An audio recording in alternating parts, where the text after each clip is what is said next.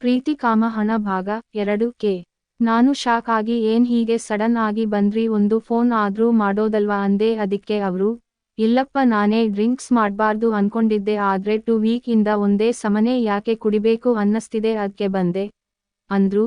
ಸರಿ ಅಂಕಲ್ ಬನ್ನಿ ಕೂತ್ಕೊಳ್ಳಿ ಅಂದು ಎಗ್ ಬುರ್ಜಿ ತಂದೆ. ಆಗ ಅಂಕಲ್ ಎಲ್ಲ ಬಾಟಲಿ ಸ್ನಾಕ್ಸ್ ತಗದು ಡ್ರಿಂಕ್ಗೆ ರೆಡಿ ಆದ್ವಿ. ಆದ್ರೆ ನಾನು ಪ್ರಣತಿಗೆ ಕಾಲ್ ಮಾಡಿ ವಿಚಾರಿಸೋಣ ಅನ್ಕೊಂಡು ಕಾಲ್ ಮಾಡಿದ್ರೆ ನೋ ಆನ್ಸರ್. ಮೊಬೈಲ್ ಪಕ್ಕಕ್ಕೆ ಇಟ್ಟು ಇನ್ನೇನು ಗ್ಲಾಸ್ ಹಿಡ್ಕೋಬೇಕು, ಆಗ್ಲೇ ಮತ್ತೆ ಡೋರ್ ಶಬ್ದ. ಕತೆ ಮುಂದುವರಿಯಲಿದೆ ಅನ್ಕೊಂಡ ಹಾಗೇನೆ ಪ್ರಣತಿ ಇದ್ಲು, ಅದು ಕೂಡ ಸಿಕ್ಕಾಪಟ್ಟೆ ಕೋಪದಲ್ಲಿ. ಪ್ರಣತಿ, ಎಷ್ಟೋ ಕೊಬ್ಬು ನಿಂಗೆ, ಒಂದು ಮಾತು ಆಡೋಕೆ ಆಗಲ್ವಾ, ಅಷ್ಟು ಸಾರಿ ಕಾಲ್ ಮಾಡದ್ರು, ಹೀಗೆ ಚೆನ್ನಾಗಿ ಬೈದ್ಲು. ಅದಾದ್ಮೇಲೆ ಒಳಗೆ ಬಂದು ನಮ್ ಡ್ರಿಂಕ್ ನೋಡಿ ಇನ್ನು ಕೋಪ ಮಾಡ್ಕೊಂಡು, ಇದನ್ನ ಯಾವಾಗಿಂದ ಶುರು ಮಾಡದೆ? ಈ ಅಂಕಲ್ ನಿಂಗೆ ಹೇಳಿಕೊಟ್ಟಿದ್ದ? ಯಾಕೋ ಕುಡಿಯೋಕೆ ಶುರು ಮಾಡಿದೀಯ?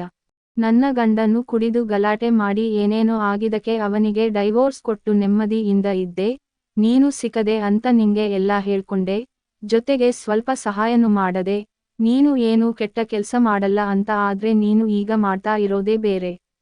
ಈ ಗಂಡಸರೇ ಇಷ್ಟು ಹೆಂಡ ಕಾಮ ಅಂದ್ರೆ ಯಾವದರ ಹಿಂದೆ ಹಿಂದೆ ಬೇಕಾದ್ರೂ ಹೋಗ್ತಾರೆ ಅಂತ ಹೇಳಿ ಸುಸ್ತಾಗಿ ಕೂತಕೊಂಡು ನೀರು ಕುಡದ್ಲು. ಇದೆಲ್ಲ ನೋಡಿದ ಅಂಕಲ್ ಸಪ್ಪೆ ಮೊರೆ ಹಾಕಿ ಹೋಗ್ತೀನಿ ಅನ್ನೋ ಮಾತು ಕೂಡ ಹೇಳದೆ ಹೊರಟು ಹೋದ್ರು. ಈ ಕಡೆ ಅವಳು ಕೂಡ, ಏನೋ ಹೇಳ್ಬೇಕು ನಿಂಗೆ 2 ದಿನದಿಂದ ಅಂತ ಕಾಯ್ತಾ ಇದ್ರೆ ನೀನಿಲ್ಲಿ ಕುಡಿತಾ ಇದೀಯಾ? ನಂಗೆ ಏನ್ ಮಾತಾಡೋದು ತಿಳಿಲಿಲ್ಲ. ಒಂದು 5 ನಿಮಿಷ ಬಿಟ್ಟು ನಾನೇ ಮಾತು ಶುರು ಮಾಡದೆ. ಮತ್ತೆ ಮನೆಯಿಂದ ಫೋನ್ ಬಂದಿತ್ತು, ಅದ್ಕೆ 1 ವಾರದಿಂದ ಯಾರ್ ಜೊತೆನೂ ಮಾತಾಡೋಕೆ ಇಷ್ಟ ಆಗ್ಲಿಲ್ಲ, ಅದಕ್ಕೆ ಸುಮ್ನಾದೆ. ಈ ಪಾರ್ಟಿನೂ ನಂದಲ್ಲ, ಅಂಕಲ್ನೇ ಕಾಲ್ ಮಾಡಿ ಹೇಳಿದ್ದು ಸಂಜೆ. ಬಿಡು ಇದೆಲ್ಲ, ನೀನು ಊಟ ಮಾಡದ? ಮಾಡಿಲ್ಲ ಅಂದ್ರೆ ಇಲ್ಲೇ ಊಟ ಮಾಡೋಣ ಅಂತ ಕೇಳಿದೆ. ಪ್ರಣತಿ, ನಂಗೆ ಒಂದು ಮಾತು ಕೊಡು, ಆಮೇಲೆ ಮಿಕ್ಕಿದ್ದೆಲ್ಲ ಮಾತಾಡೋಣ. ನಾನು ಸರಿ ಅಂದೆ. ಆಗ ಅವಳು ಹೇಳಿದ್ದೆ, ನೀನು ಇನ್ಯಾವತ್ತೂ ಡ್ರಿಂಕ್ಸ್ ಮಾಡ್ಬಾರ್ದು, ಅದಕ್ಕೆ ನೀನು ಒಪ್ಕೊಳ್ಳೋ ಹಾಗೆ ಇದ್ರೆ ಮಾತ್ರ ಮಿಕ್ಕಿದ್ದು ಮಾತು, ಇಲ್ಲ ಅಂದ್ರೆ ಹೇಳು, ನಂಗೂ ನಿಂಗೂ ಎಲ್ಲಾನು ಕಟ್. ಆಗ ನಂಗೆ ಏನೂ ಹೇಳೋದು ತಿಳಿದೆ ಸುಮ್ನೆ ಅವಳ ಮುಖ ನೋಡತಾ ನಿಂತೆ. ಆಗ ಅವಳೇ ಮತ್ತೆ, ಹೇಳು ಏನು ಮಾಡ್ತೀಯ? ನಾನಾ? ಡ್ರಿಂಕ್ಸ್ ಒಂದು ಆಯ್ಕೆ ಮಾಡು ಅಂದ್ಲು. ಆಗ ನಾನು 5 ನಿಮಿಷ ಬಿಟ್ಟು, ಸರಿ ಆಯ್ತು ಇನ್ಯಾವತ್ತೂ ಡ್ರಿಂಕ್ ಮಾಡಲ್ಲ, ಆದ್ರೆ ನೀನು ಎಲ್ಲಿವರೆಗೂ ನನ್ ಜೊತೆ ಇರ್ತೀಯ ಅಲ್ಲಿವರ್ಗೂ ಅಂತ ಹೇಳಿದಕ್ಕೆ ನನ್ನ ನೋಡಿ ಅವಳು, ಸರಿ ಆಯ್ತು ಈಗ ಪ್ರಾಮಿಸ್ ಮಾಡು ಅಂತ ಅವಳು ಕೈನ ಮುಂದೆ ಹಿಡಿದ್ಲು. ನಾನು ಕೂಡ ಅವಳ ಕೈ ಮೇಲೆ ಕೈ ಇಟ್ಟು ಪ್ರಾಮಿಸ್ ಮಾಡದೆ. ಇಷ್ಟೆಲ್ಲ ಆಗೋವಷ್ಟರಲ್ಲಿ 11 ಗಂಟೆ ಆಗೋಗಿತ್ತು. ನಾನು ಮತ್ತೆ ಊಟದ ಬಗ್ಗೆ ಕೇಳಿದಕ್ಕೆ ಅವಳು ಹೂ ಅಂದು ಇಬ್ರು ಊಟಕ್ಕೆ ಆಚೆ ಹೋದ್ವಿ. ಹೆಂಗೋ ಅವಳಿಗೆ ಸಮಾಧಾನ ಮಾಡಿ ಅದು ಇದು ಎಲ್ಲ ಮಾತಾಡಿ ವಾಪಸ್ ರೂಮಿಗೆ ಬಂದಾಗ 12:30 ಆಗೋಯಿತು. ಹಾಗೆ ಮಾತಾಡತಾ ಅವಳ ಕಣ್ಣಲ್ಲಿ ಕಣ್ಣಿಟ್ಟು ನೋಡೋಕೆ ಶುರು ಮಾಡದೆ. ಆಗ ಅವಳು 2-3 ಸಾರಿ ಆ ಕಡೆ ಈ ಕಡೆ ನೋಡಿದ್ಲು, ಆದ್ರೆ ನಾನು ಬಿಡ್ಲೇ ಇಲ್ಲ. ಕೊನೆಗೆ ಅವಳಿಗೆ ಅನುಮಾನ ಬಂದು, ಸರಿ ನಾನು ಹೋಗ್ತೀನಿ ತುಂಬಾ ತಡ ಆಯ್ತು ಅಂದಾಗ ನಾನು ತುಂಬಾ ಹತ್ತಿರ ಹೋಗಿ ಅವಳ ತುಟಿಯ ಹತ್ತಿರ ನನ್ನ ತುಟಿ ಬಂದು ನಿಂತಾಗ ಅವಳ ಎದೆ ಬಡಿತ ಜೋರಾಗಿದೆ ಅಂತ ತಿಳಿಯಿತು. ಮೈ ಕೂಡ ಬಿಸಿಯಾಗಿತ್ತು. ಇನ್ನೇನು ಅವಳ ತುಟಿಗೆ ಮುಟ್ಟಿದಬೇಕು ಅನ್ನುವಷ್ಟರಲ್ಲಿ ನನ್ನ ಹಿಂದಕ್ಕೆ ತಳ್ಳಿ ನಕ್ಕಳು. ಆಗ ನಂಗೆ ಏನೋ ರೋಮಾಂಚನ, ಅದೇನು ಆನಂದವೋ ಅವಳಿಗೆ ಹೀಗೆ ದೂರ ತಳ್ಳಿ ನನ್ನ ಕೇರಳಿಸೋದು ಕಾಡಿಸೋದು ಹೀಗೆ ಮಾಡತಾ ಇದ್ಲು. ಆಗ ನಾನು ಸರಕ್ಕನೆ ಅವಳ ಕೈ ಹಿಡಿದು ನನ್ನ ಕಡೆಗೆ ಎಳೆದು ಗಟ್ಟಿಯಾಗಿ ತಬ್ಬಿ ಹಿಡಿದಾಗ ನನ್ನ ಎದೆಯ ಬಡಿತ ಅವಳ ಎದೆಯ ಬಡಿತ ಒಂದೇ ಆಗಿ ಹೋಗಿತ್ತು.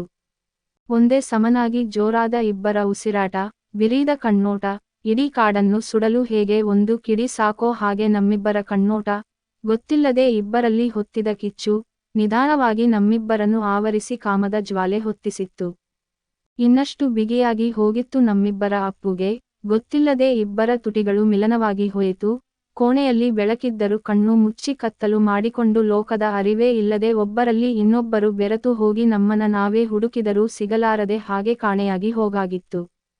ಇಬ್ಬರ ತುಟಿಗಳು, ಇಬ್ಬರ ತುಟಿತಳಿಗೆ ಯಾವುದೋ ಜನ್ಮದ ಸಂಬಂಧ ಇತ್ತಾ ಅನ್ನುವ ರೀತಿ ಒಬ್ಬರಿಗೊಬ್ಬರು ಮಾತನಾಡಿಕೊಳ್ಳುತ್ತಾ, ಏನೇನೋ ಹೇಳಿಕೊಳ್ಳುತ್ತಾ, ತಬ್ಬಿಕೊಳ್ಳುತ್ತಾ, ತಮ್ಮೊಳಗೆ ಏನೇನೋ ಹಂಚಿಕೊಳ್ಳುತ್ತಾ, ಕೆಲವು ಸಾರಿ ಜಗಳ ಕಾಯುತ್ತಾ, ಕೆಲವು ಬಾರಿ ರಾಜಿ ಮಾಡಿಕೊಂಡು ಮತ್ತೆ ತಬ್ಬಿಕೊಂಡು, ಕೊನೆಗೆ ಇಬ್ಬರಲ್ಲೂ ಗೊತ್ತಿಲ್ಲದ ಯಾರೋ ನಾಲಿಗೆ ಎಂಬ ವ್ಯಕ್ತಿ ಇದ್ದು ಅವನನ್ನು ಪರಿಚಯಿಸಿ ಒಬ್ಬರಿಗೊಬ್ಬರು ಮತ್ತೆ ಪರಿವಿಲ್ಲದೆ ಮಾತನಾಡುತ್ತಾ, ಆಗಾಗ ಮಾತಿಗೆ ಅಡ್ಡಿ ಮಾಡುವ ಎಂಜಲನ್ನು ದೂರ ಸರಿಸಿದರೂ ಮತ್ತೆ ಕಾಡಿಸುತ್ತಿದ್ದ. ಕೊನೆಗೆ ಈ ಮಾತುಗಳು ತಮಗೆ ಸುಸ್ತು ಮಾಡಿಸುವಷ್ಟು ಹಂತಕ್ಕೆ ತಲುಪಿದಾಗ ಒಬ್ಬರಿಗೊಬ್ಬರು ವಿಶ್ರಾಂತಿಯ ರಾಜಿ ಮಾಡಿಕೊಂಡವು.